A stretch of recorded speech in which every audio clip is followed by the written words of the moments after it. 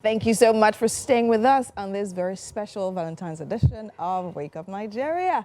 Today is Wednesday, and on Wednesdays we actually discuss relationships, right? Incidentally.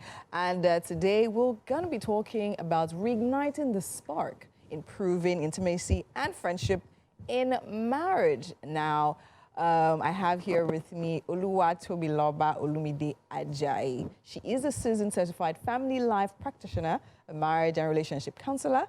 She is the lead consultant at Grace Made Family Institute, an institute on a mission to impact and transform at least 1 million plus marriages by 2030.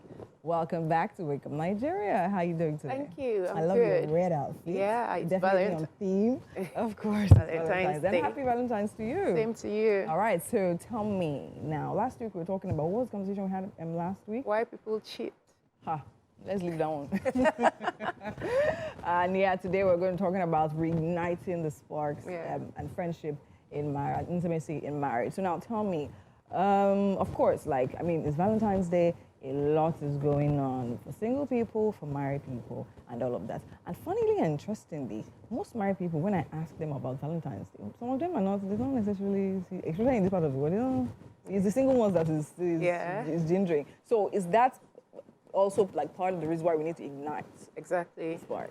Yeah. So because a lot of times people settle, after a while you just get so used to each other, you start to take each other for granted, no more chasing and all that.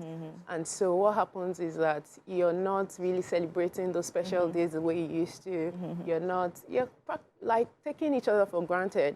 So you need to keep fanning the flame, like you're trying to reignite the passion, the spark, just like charcoal, when someone is trying to fry the roast, the suya, stuff like that, after a while you see that they'll start to fan it. So that's what has to happen in marriage, or else you just see that your distance, there's a distance between you, and then there's no more connection, the bond is waning off and all that. So you need to keep putting in the work. Okay, amazing. I think this conversation, to be honest, is actually predicated, because I feel when we have had it last week, just so people can know how to plan to, because today is already here now. Do they want to start reigniting this package if they don't have plans? It's not too late. But anyways, it's better late than never. We still have some hours left in the day. So tell me, so what are the practical ways to actually reignite? Let's start with friendship, right? The friendship in marriage.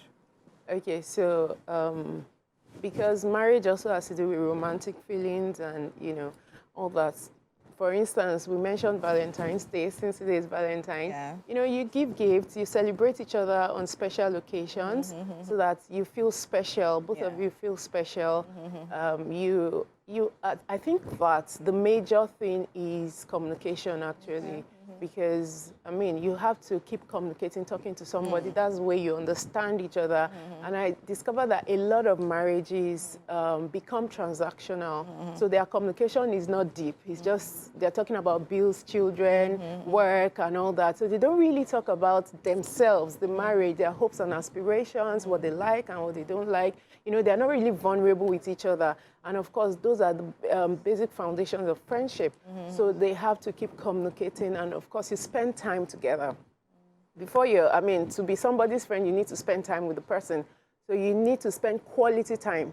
As in, the emphasis is on quality time. Define quality time. What would you say that? Let me just be practical about it. A lot of times you are together, somebody's pressing phone, the other person is on, watching the TV.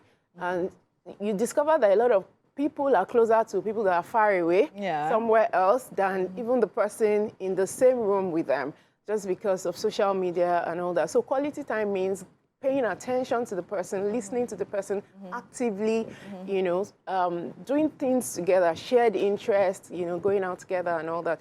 And talking about going out together, it's part of what builds the friendship, date nights, vacation, because you're creating memories, and you're increasing or improving the positive feelings that you have for each other.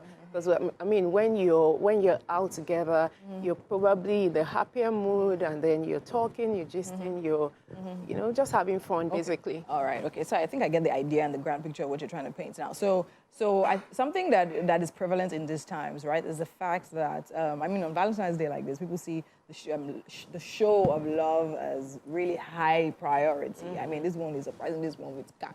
Or this on the internet, Twitter says she didn't stay off the internet today for certain obvious reasons. You understand? Because there's pressure everywhere. Yeah. And now people feel the need to outdo when it comes to giving, all of that and everything. So now it seems like, I mean, material things are literally beginning to take over. You also mentioned, I mean, going out, taking vacations. All these things are going to cost money, right? And then, of course, going out, even if you're just going in Lagos, once you step out of your door like this, you're spending. 100K has gone. Do you understand? So tell me, so what are those ways? I mean, people that literally still want to keep the flame alive. So, I mean, they don't feel, because a lot of times people feel bad because, okay, my partner doesn't get me this, or hasn't gotten me this and everything. So how can we still, like, manage our expenses, budget, and still reignite that love and friendship?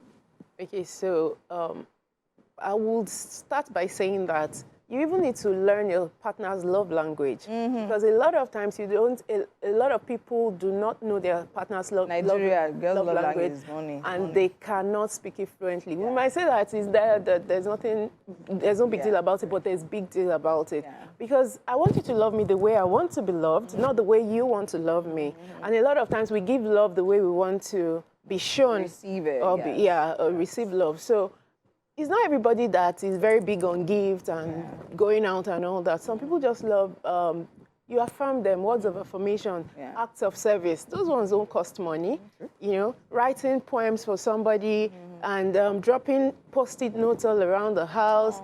And, you know, they are just finding it at different spots and all that. They still feel special. As in when you support what they're doing, you know, your acts of service, you help them to do stuff, to cook, to get the child or the children to you know, wash their cars, whatever you want to do. As in, that's for some people is love. Or being interested in what they are doing and then showing support. Maybe they're going to work, you ask them about work, you know. So I think that you can show love in different ways. And of course, if your spouse is big on some of these things, then you find ways in which you can do it without spending so much if you don't have so much. But, I mean, if you have, please spend it. Splurge. All right. Amazing. Thank you so much. This conversation can actually really go on, but we have to actually stop it right now. Thank you so much for your insights. And we'll practicalize them. Yeah. All right. And definitely hoping to see you next week again. Yes. All right. And that's it on the relationship segment right here with Olumide.